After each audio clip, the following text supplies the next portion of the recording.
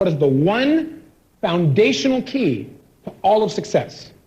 And so as I started to think about my life and all the things I'd read and all the books, all the books that I read, all the seminars I attended, all the people I'd spoken to, all the people I'd associated with, and I try to think, what is it that they all had in common? What is the one thing that if I worked on that, everything else would fall into place? And I went back and started reading some of the books, to find out that key element to success. And I remember the first book I picked up, with this new goal in mind. I read the book, and right in the book it said, the number one key to success, the foundation of all success, is goal setting. And I thought, well, there's your answer. You asked, and there it is. And I got excited. I thought, that's right, because without a goal, that old phrase, if you're without a goal, you're like a ship without a rudder. You're going to end up on the rocks. I thought, okay, that's good, that's true. Until I read the next book, which said, forget about goal setting, that is not enough. The next book said, time management is everything. You can have all the goals you want, but if you don't manage your time, that is the only thing in your life that you truly have control of. And how you spend your time is how you spend your life. And I thought, that's it. The number one key to success is time management. So I read the third book, which goes, forget goals, forget time management. It goes, the key to success in life is discipline. That is it. You can manage your time till you're blue in the face, but if you're not disciplined, nothing matters. I thought, that's it, discipline. So I read the next book, which goes, forget goals, forget discipline, forget time management. It's all belief. Because you can be disciplined managing your time with great goals, but if you don't believe, nothing works. And you know what? Which one of these is true? They're all true. And you know what? I went for another dozen books. And I came up with a dozen different things you got to do to succeed. And I thought, but God, concentrating on all these things simultaneously feels like it's impossible. So I started looking and looking and looking, and I said, I want to know the one element that if I worked on this one thing, everything else would fall right into place. And finally, one day I came up with it. The one foundational key to all of success. You may want to write this down if you're interested in the one foundational key to all of success. If not, don't bother. And I came up with the answer, and the answer that I found was this: knowledge. Knowledge. I thought certainly people who succeed, the reason they succeed, the one element that makes the difference is they know things that people who do not succeed do not know. That is the one foundational key to all success. And as soon as I wrote down knowledge, I immediately crossed it out because that is definitely not the number one foundational key to all success. It isn't. I can't even believe you wrote it down. How could it possibly be knowledge? How many of you know someone who knows every way they should change their life? They know how to change their life. They know they should change their life. And yet they still don't change it. How many of you know somebody like that? Maybe intimately. Yeah. Knowledge is not enough. A lot of us know what to do. We still don't do it. Otherwise everyone out of PhD would be successful. And you and I both know that's not true. I have a friend who has 3 PhDs. I didn't think that was physically possible to do. He has been his entire life a student, literally, a career student. And you know what? According to him, his own description of himself is he knows everything, but he does almost nothing. He doesn't feel like he's accomplishing or adding a lot of value, but he does feel good about learning. So that's all he's done. So knowing is not enough.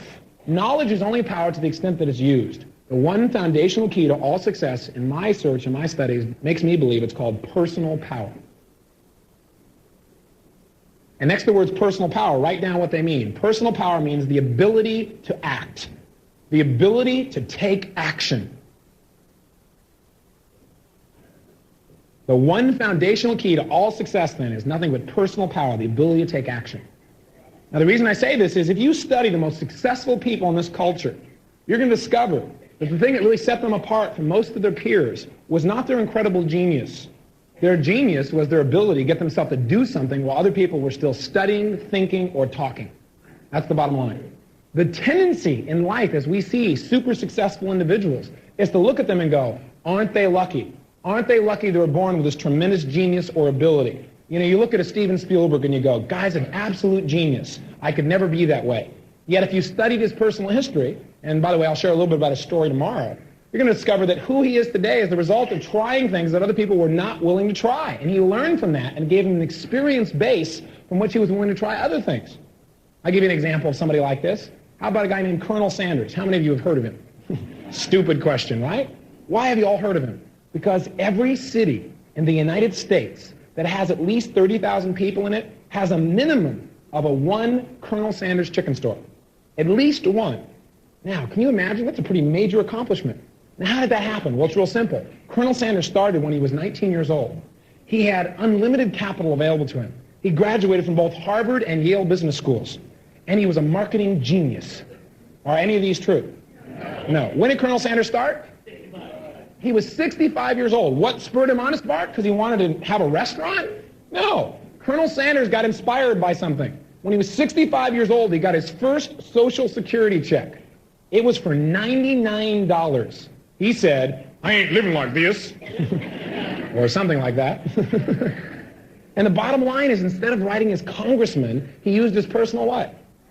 He took some action. He stopped for a moment, he thought about his life, and he said, what do I have as a resource that I could use in my life to make it better? How could I earn a living? What could I do? Because $99 is not going to support me. And so as he looked around, the only resource he found that he really had was he had one time had a restaurant, and he had chicken that people just from all over the area raved about. So he thought, I can sell my chicken recipe. And then he thought, wait a second, that's not going to make me much money. I sell a recipe, it's over. So then he came up with this neat idea. What if I took the recipe and I gave it to people who owned restaurants already? And I didn't charge them or didn't sell them the recipe, but rather I got a commission or a percentage of all the additional chicken they're selling because they're using my recipe, because I want to bring them in all this additional money, all this additional revenue because of my recipe. Now, how many of you in this room have ever had an idea or some kind of marketing idea or some little trinket or something you know just about everybody on the planet would use? How many of you have had an idea like that? Let me see a show of hands. Nice and high so I can see. 80% of the room. How many of you walked into a store 6 months after you had the idea, and there it was, someone had stolen your idea and put it on the shelf? How many have had an idea like that? Now, what was the difference between that person and you? Was the difference intelligence? No. Was the difference skill? No. I doubt it. The difference was they used their personal power and you did not. While you were thinking, they were taking action. And the difference between Colonel Sanders and so many other people was he didn't just come up with a great idea, he hit the streets. He took action. He went to the first person, he went, hi there, Paul. I like your restaurant here. My name is Colonel Sanders. You know what? I have the best chicken recipe in the world. You're going to love my chicken recipe so much because you know what, Paul? When you use it, you are going to double, triple, maybe even quadruple your business. And you know what, Paul? I don't want you to, pay me for it. I don't want to sell you my recipe. I want to give it to you. All I want for it is I want a percentage of the money that you make on every piece of chicken that you ever sell for the rest of your life. That's all I want. How do you think Paul here responded? He went, excuse me, Mr. Sanders, but I think your brain is fried. I have my own chicken recipe. Why would I use yours and give you my profit? That's absolutely crazy. Is this a real beard? Now he kicks him out of the door. Now Colonel Sanders, fortunately, still has a thing called personal what? So what does he continue to do? He takes what? Action. He goes, hi there, Marcy. My name is Colonel Sanders. And he puts the same story on Marcy. And Marcy goes, excuse me, but what do you think you are, Santa Claus in the summer in a white suit? You're crazy. I'm not going to do this. She kicks him out. But he still has a thing called personal what? And he understands it's not what happens, it's what you what? So he kept on taking what? That's right. And by the way, how many no's do you think he got before he got his first yes? 25, 50, 100? Yeah, you read my book. 1,009 no's before he got his first yes. 1,009. I mean, how many of you in this room, after about 500 no's, would say to yourself, I better check my recipe? I mean, come on. I mean, how many of you after 1,000 no's can honestly say you would have still gone and knocked on the next door? Let me see a show of hands. One person. I guess that's why they call so few people Colonel, huh? Yeah. There aren't many Colonel Sanders in the world because not many people are willing to pay that price. And by the way, if he had not gotten a yes on 1,009, what would he have done immediately? Gone for 1,010. Do you realize this man spent 2 years to make these calls, traveling across the United States, sleeping in the back of his car in his rumpled white suit? Do you know how he ate for 2 years? Take a wild guess what he ate. You got it. He'd walk in and go, you know what? Guess what, Tim? I have the best chicken recipe in the world. It's so much better than yours, it's a joke. And Tim would go, you never even tried mine. How do you know? He said, well, let me have some and I'll test it. That's how he survived. And you know what? The man changed the eating habits of a country, unfortunately.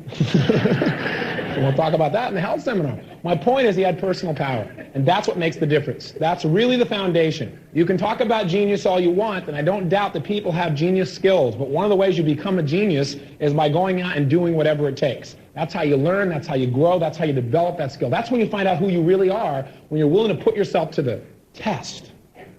And there may be some tests you'll want to think about. I don't know. You'll have to guess. The point is, how many of you have ever had a situation as you were growing up or as an adult where you saw someone who was more successful than you, emotionally or socially or financially, and you thought to yourself, I know I'm smarter than they are. How come they have all the success? How many of you have ever done that?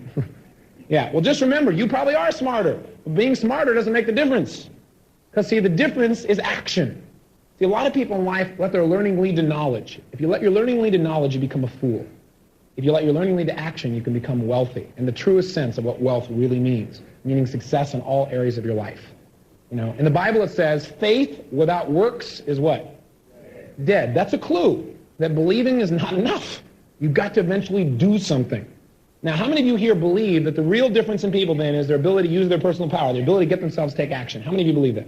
Great, we all in agreement. Next question. If that's really all it is, take action, learn from what you're doing, change your approach, keep taking action until, if that's really all it takes, then how come, if it's that simple, how come everyone doesn't do that? How come everyone doesn't just keep taking action until they get the results that they want? Why? Yeah, fear is definitely one part of it. There are actually 3 elements that cause people to either use their personal power or not tap into it. I call them the 3 steps to personal power. Jot them down if you would. The 3 elements that if you have these 3, you'll find yourself taking action until you succeed. If you're missing these 3, you're going to find it very difficult to do so. So here's step number 1. Step number 1 to using your personal powers, you've got to have an abundance of energy. Energy. Everything in life that matters requires an expenditure of energy. And the problem for most people in America and literally around the world is that most people run out of emotional gas as they're climbing the mountain of success. They just can't do it. Their mind says, let's go get them, and their body says, I can't even get out of bed. The mind is willing, but the spirit is weak. And what we have to do is have the physical energy to be able to make our dreams into a reality. Very intelligent people know what to do and don't do it just because they don't feel well. Now, how many of you in this room can remember a day when you woke up feeling really tired and lethargic? How many of you remember a day like that? For some of you, it was recent. What was your day like that day? Think about it. Were you more stressed on that kind of day? Did you have the same desire? Did you produce the same quality results? I doubt it. Now, think of a day in your life. How many of you remember a day when you woke up, from the moment you woke up, you felt physically vibrant and strong? How many of you remember a day like that? Now, even if there were stresses, didn't you handle it differently? I mean, I know this is basic, but hey, again, there are fundamentals in life that we need to remind ourselves. You know, I love people say things like, well, I tried goals last Thursday. They don't work. Fundamentals have to be practiced daily, and sometimes things we know we still don't apply. So the reminder, the kick in the pants is what we need, and energy is something we all have to remind ourselves on how to maximize it, how to get more out of it. I mean, I'll give you an example. I remember the first time I ever went to New York City. I do seminars there about every 8 weeks now. And at the time, it was my first time there about, 4 years ago, 3.5 years ago. I showed up in New York, and the promoters there were really great. They treated me really fabulous. They picked me up in this limousine, and I'm sitting in the back of the car. It's one of my first seminars. I'm all excited. And I'm, a little bit, not clear about everything that I'm going to do and where I am and what New York is really about. And so I sit in the back of the car, and I turn on the stereo, and I'm listening to the music. And after the music's done, I get this education, because the DJ comes on, a New York DJ, which is interesting to listen to. And he goes through this rap. And all of a sudden he says, and by the way, ladies and gentlemen, we made it. It's hump day. And I thought these New Yorkers have a new sexual approach. And I continued to listen. It had nothing to do with sex. Have you ever heard of this concept, this hump day thing? You have? What is it? You know about it too? It's Wednesday. What it means is you're more than halfway to the weekend. Can you imagine living such a disgustingly boring life that you looked forward to only 2 days out of 7, to the point that you celebrated when you were halfway there? In California, it's worse. I'm sure you've heard there's a new club that's formed here called Thank God It's What? For people who look forward to 1 day out of 7. And you know what these intelligent people do on these 1 or 2 days that they call the weekend they look forward to? They do things on those 2 days that on Monday they've done things to their body so they can't even remember what it was they did for those days that they were looking forward to. I mean, that's pretty amazing. And these people are intelligent. Maybe you even know one.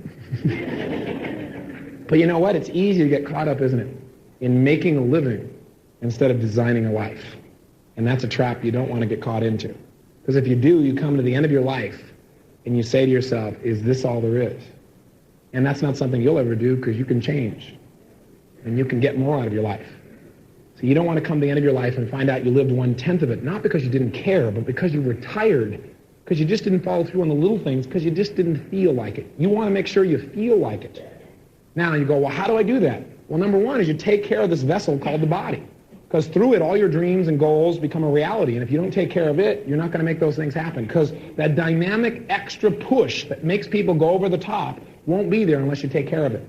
Now, we have a health seminar that you're all going to learn about on Monday, and you're going to learn how to do this. But we don't have a health seminar tonight, and to get yourself to a state of mind where you're willing to get in front of a bed of burning hot coals or any other massive fear and get yourself to take action will require a tremendous amount of energy. Now, as a group here, you have a great energy level. And when a group doesn't have a great energy level, I tell them that too. So I'm not pumping you up or pumping you down. So you've got a great energy level. It's got to be about 5 times what it is right now for you to successfully walk.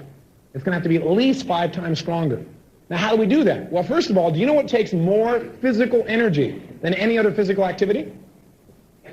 Digestion? No, digestion is number 2. You're very close. What's number 1? No, not thinking.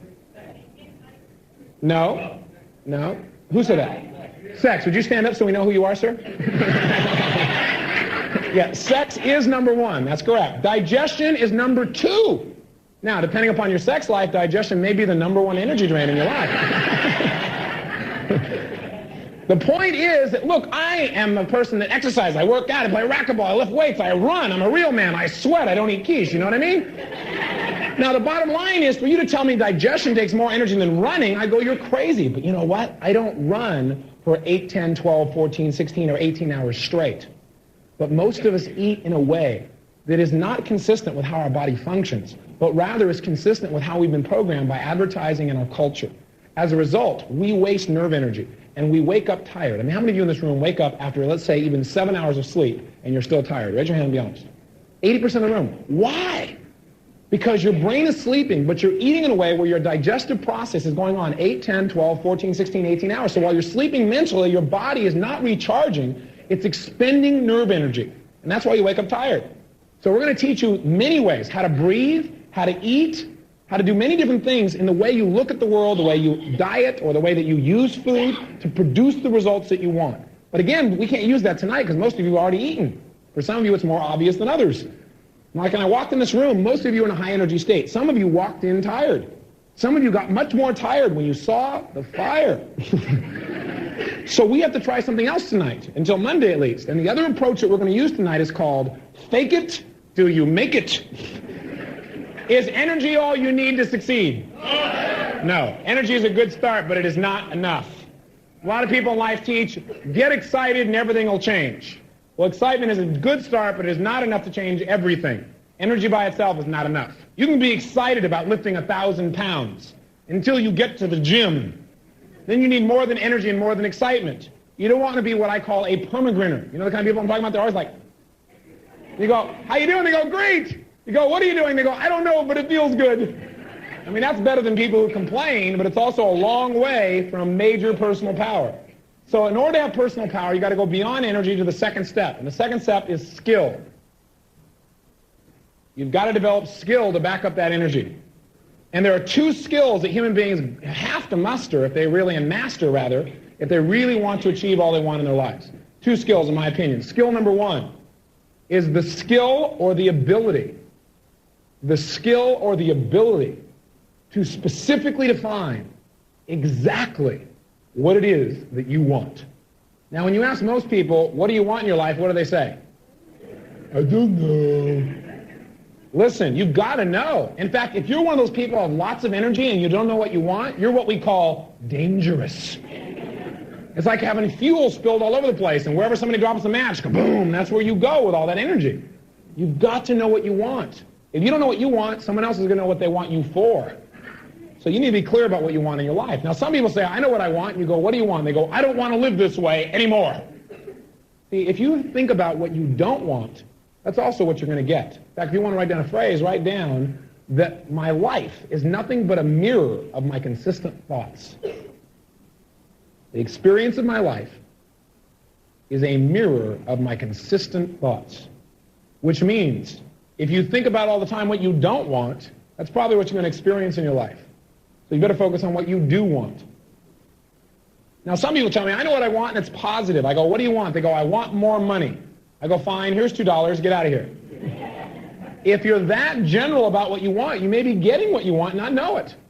You've got to learn to become very precise about what you want. So that's skill number 1. Skill number 2 is the skill or the ability to help others discover what they want. The skill or the ability to help others find out what they want, and then to help them to achieve their desires. The skill or the ability to help others discover what they want,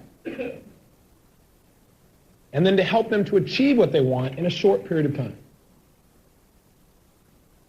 So skill number 2, the skill or the ability to help others discover what they want, and then to help them to achieve what they want in a short period of time.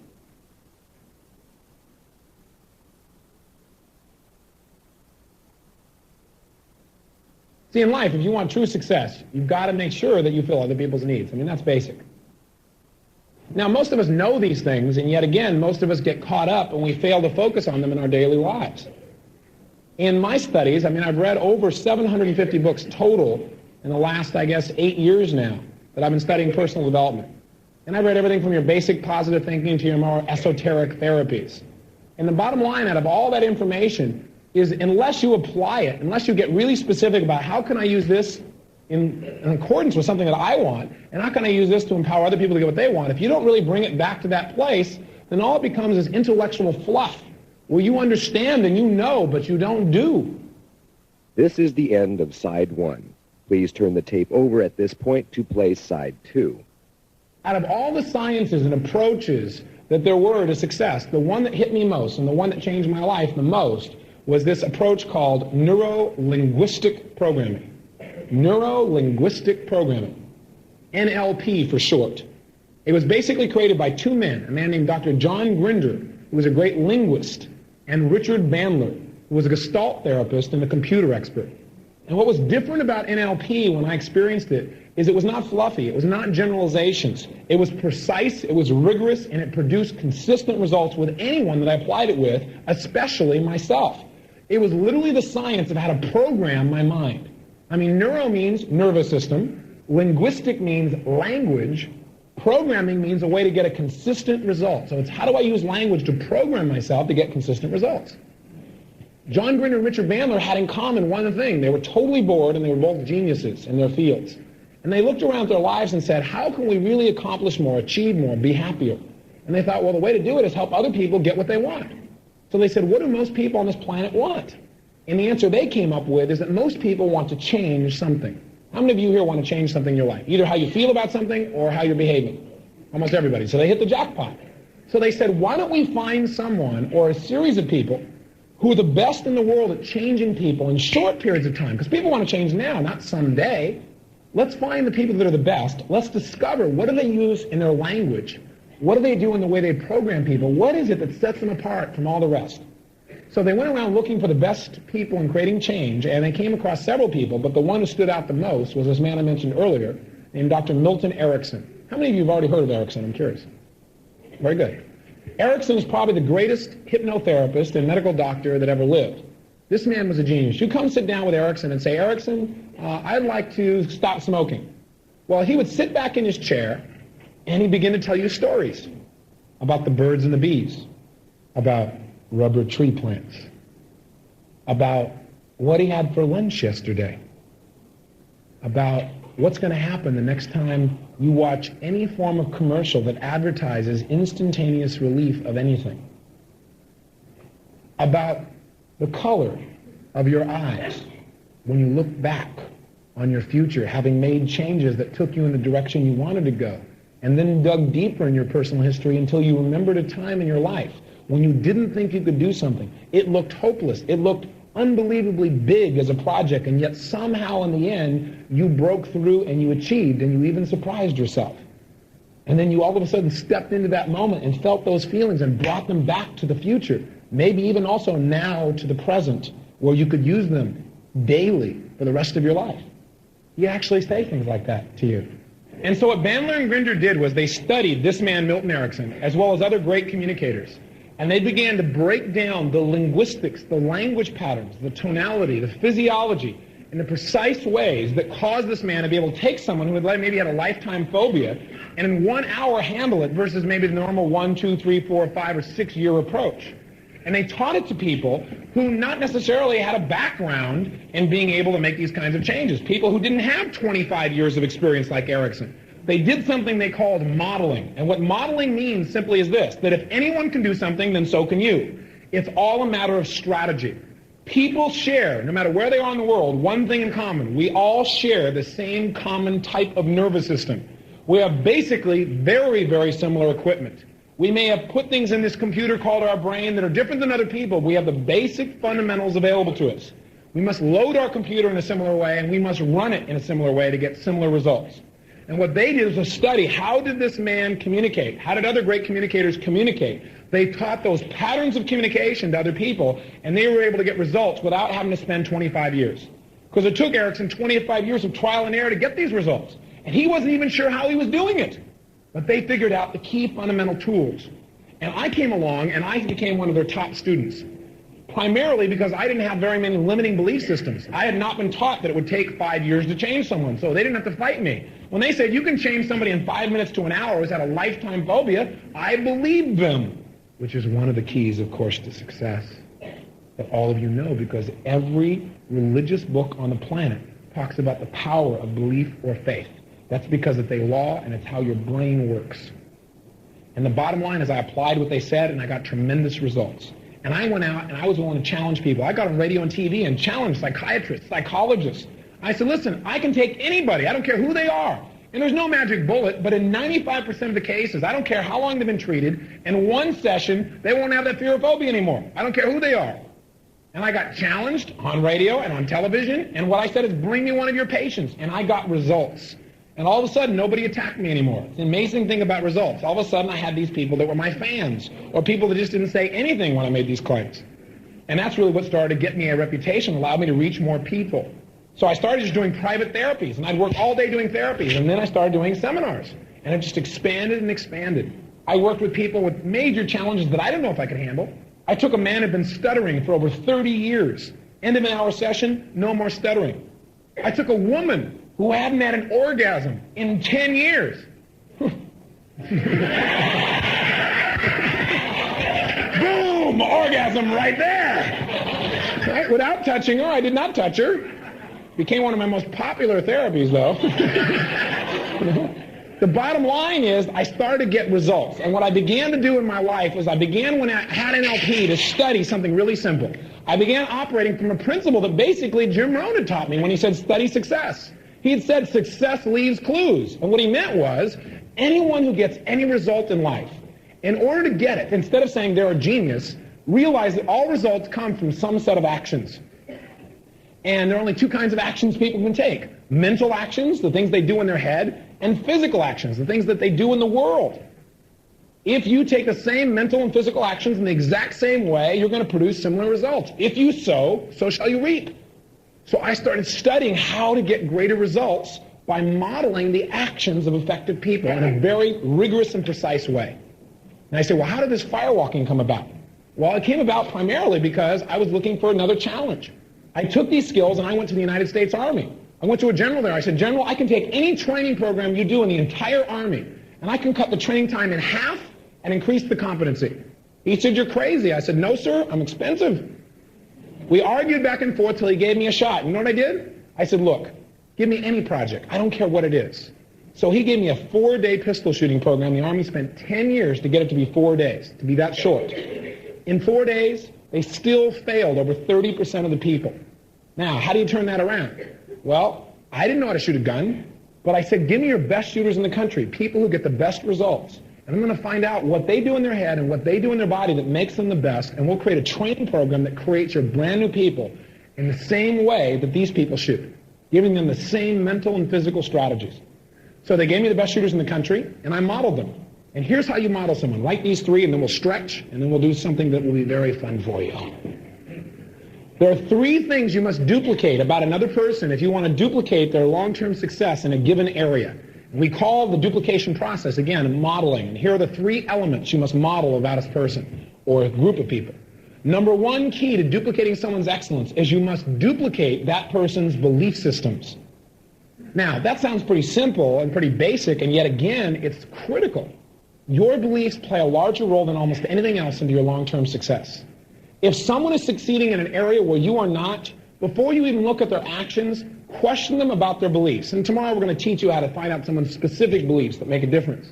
But just using common sense, you want to ask them questions and see, what do they believe that's different than you? Let me give you an example of how beliefs play a role. How many of you have ever been at someone's house and they said, would you please go in the kitchen and get me the salt? It's up in the cupboard. And you thought to yourself, I don't know where the salt is. And you said that to yourself as you were walking in the room. You walk in, you open the cupboard, you look up and down the cupboard, saying to yourself, I don't know where it is. Finally you shout, I can't find the salt. The person gets very upset. They walk in, they walk right next to you, they walk right in front of your face, they reach right in front of you and they go, what is this? And it's the salt. Now, how many of you ever had this situation occur to you? All of us. Why? Did your eyes not see the salt? Oh, they saw the salt all right. But you were not allowed to consciously perceive that it was there, even though your eyes saw it, simply because you had pre-programmed a belief that you did not know where the salt is. So when the eyes brought in the information and your brain was supposed to interpret it, the brain went, whoa, no, he can't see that because he said it wasn't there and we don't want to make him into a liar. In psychology, we call this a scotoma, which means a blind spot, and we create them all the time. And your beliefs, no matter what they are, have inherent within them a series of scotomas or blind spots that are keeping you from being and doing all that you can in a particular area. So if you want to succeed at the same level as another person, number one, find out what they believe about that activity that you do not believe and change. I mean, think about it. I'm sure you must know the story about Roger Bannister. Remember him? He's the guy who ran the first 4-minute mile. I mean, think about it. Here is something that men have been, women also, but men especially, have been trying to break since the time of the Greeks. At the time of Greece, men were trying to beat the 4-minute mile.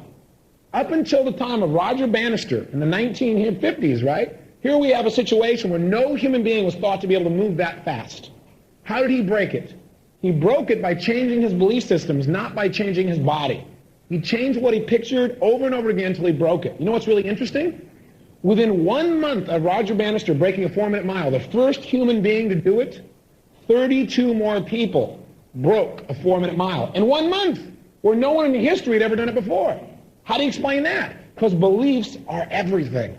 Within 1 year, over 327 people had run a 4-minute mile in 1 year, when in all the entire history before that, not even one human being had done it. That's pretty amazing. That's because beliefs are everything. So when I went to the Army, for example, I got these best shooters in the country, and the first thing I did was interview them and discover their key belief systems about shooting. I compared them to people who were not successful at shooting, and it was obvious that there were at least 30 beliefs that were different. That is 30 specific philosophies about shooting that the great shooters had that the poor shooters did not. Here's the second key that you have to duplicate someone's excellence. Key number 2. You must duplicate that person's mental strategy, or another word might be their mental syntax. To duplicate someone's success, you must duplicate their mental syntax. Now, syntax may sound like a complicated word. It's actually very simple. If I say to you, the dog bit Johnny, you all know what that means. What if I say, Johnny bit the dog? Obviously, it's a whole different experience, especially if you're Johnny. Now, the question is, did I add or subtract any words here? Yes or no? No.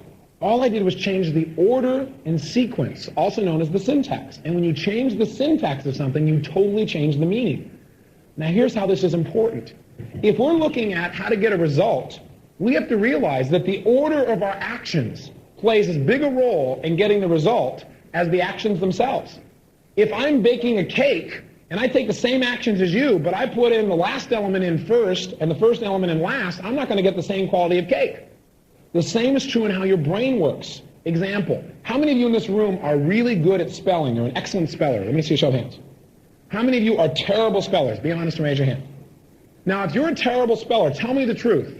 If you're a terrible speller, does that mean you're less intelligent than a good speller? Yes or no? Yes or no? No. Bad spellers always say no. And by the way, they're right. Spelling has nothing to do with intelligence. It has everything to do with syntax. Terrible spellers usually try to immediately sound words out or feel them out. Excellent spellers see a word. They get a picture in their mind first. Then they begin to sound and feel. Now, that one syntactical change can make the difference between being an excellent speller and being a terrible speller. Because try and sound out the word Albuquerque. I dare you. It won't work. But somebody who can see it can spell it forwards and backwards. And by the way, even if you're not good at visualizing, by Monday night, you're all going to be taught the technique for strategy for spelling, and you'll spell perfectly. You'll be able to spell words forwards and backwards without any problem whatsoever, because we're going to teach you the proper syntax. But that's number 2, mental syntax. I'm going to explain later how to duplicate that. Here's the last key, and one we're going to use tonight a lot. And that is, to duplicate someone's excellence, you must use your body in a similar way as they're using theirs. In other words, you must duplicate the way they're using their physiology. You must use your body, your physiology, in a similar way as the person whose results you're trying to duplicate. Why?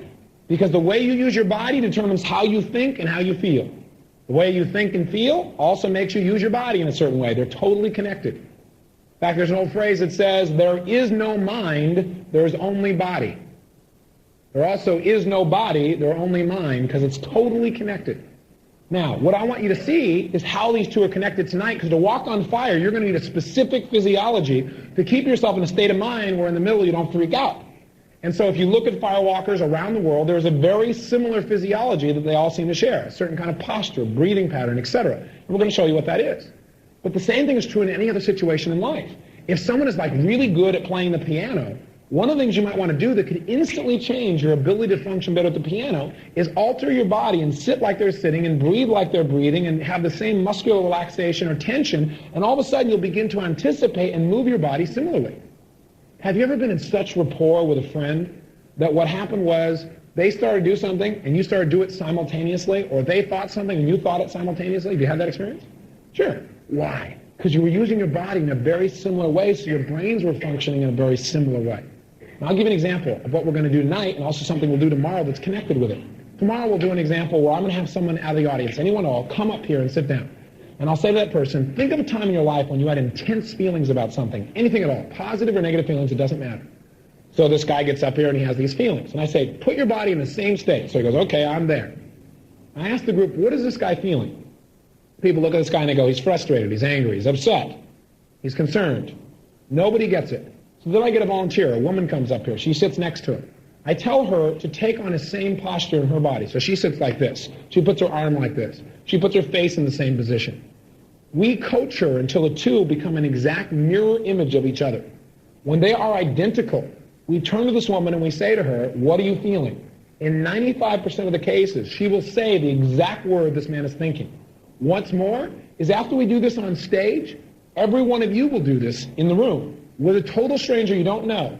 Not only will you get the same word, but 1/3 of you, on average, will see in your head the exact same thing this person's what they're picturing in their head, even though you've never spoken to them in your life.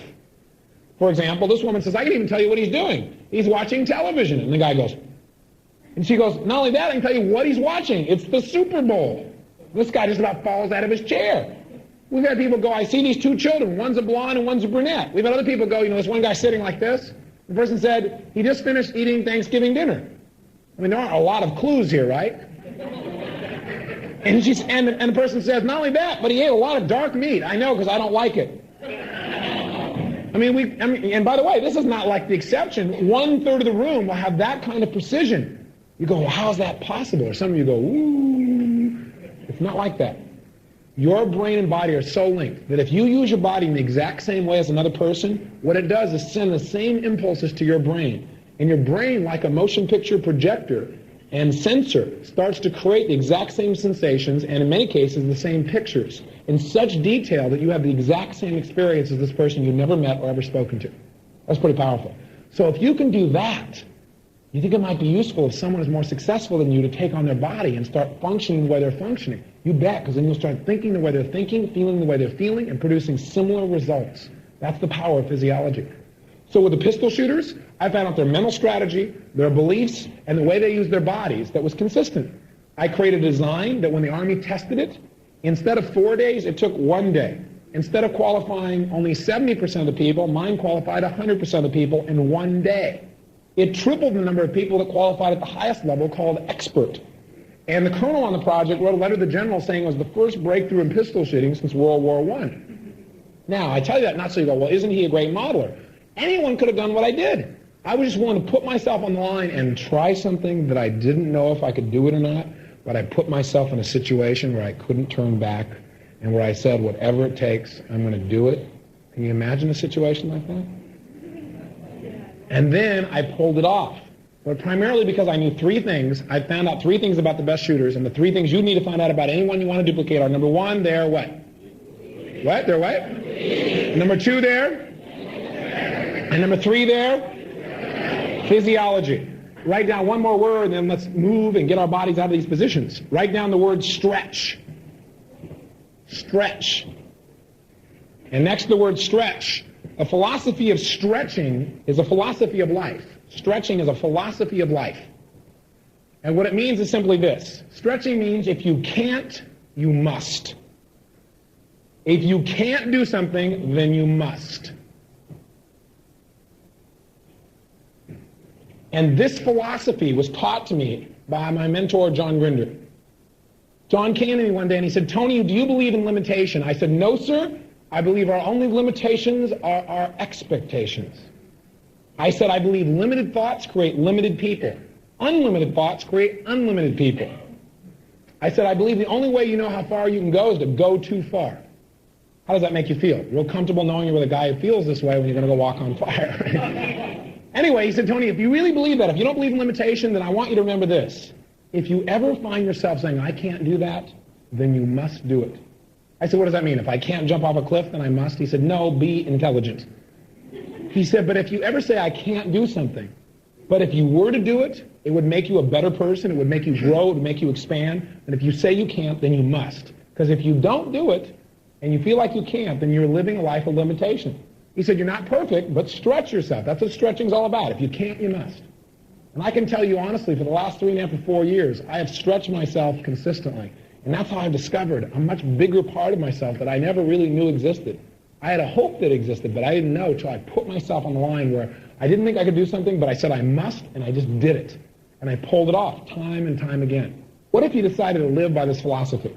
What if from this day forward, for the rest of your life, anytime this voice inside of you said, I can't do this, then another voice said, then I must, and got you to take action? What kind of life do you think you would live if you lived where every time you said, I can't, and you said, I must, and you took action? What kind of life would you live? One of adventure.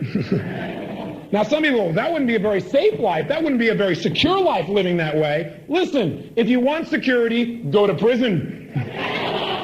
What was the first key to personal power? Energy. What was the second key? Yes. So if you have the energy to follow through, and you know what you want, and you know how to help other people get what they want, and how to create changes, then the only thing that's really left that would stop you is fear. So the third key to personal power is called turning fear into power, which is what tonight was all about. Turning fear into power.